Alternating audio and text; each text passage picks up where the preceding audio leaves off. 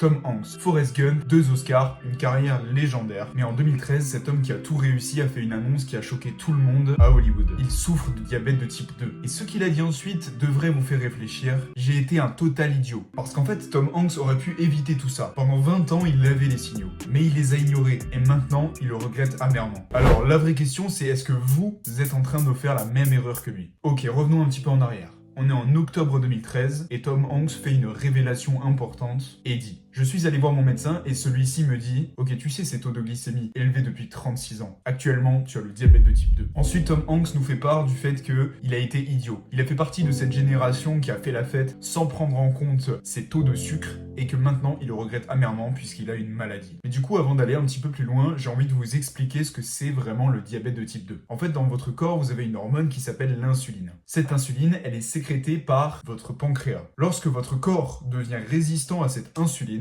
celle-ci a moins d'effet. Et donc, votre taux de sucre reste super élevé dans votre sang. Et ça, du coup, c'est ce qu'on appelle le diabète de type 2. Ça peut entraîner plein de pathologies comme une destruction de vos reins, une destruction de votre vision, des maladies cardiovasculaires importantes, une atteinte neurologique, etc. Mais alors, comment est-ce qu'on en arrive là? Mais en fait, surtout, comment est-ce qu'on peut venir prévenir ce diabète et cette résistance à l'insuline? Donc, 3 facteurs principaux. Le premier, c'est l'alimentation. En effet, il faut diminuer sa consommation de sucre, notamment raffiné, pour éviter ces pics de glycémie et donc cette sécrétion d'insuline qui va avec, et au final la résistance à l'insuline. Donc effectivement, on peut diminuer les sucres raffinés pour éviter les pics, mais on peut également venir associer dans notre alimentation la consommation de fibres alimentaires, qui fait que ça vient réduire l'absorption de ces sucres. Donc pour ça, par exemple, on peut avoir des lentilles, des haricots verts, des épinards. Souvent, ce sont tous les légumes qui vont apporter pas mal de fibres alimentaires. Le deuxième point, c'est votre manque d'activité physique. En augmentant l'activité physique, on vient réguler un petit peu cette résistance à l'insuline. En fait, on vient l'améliorer, ce qui vient directement limiter la formation du diabète de type 2. Ensuite, 3, c'est le surpoids. Pour schématiser, l'insuline, lorsqu'elle agit, vient faire rentrer le sucre à l'intérieur des cellules. Le problème, c'est lorsque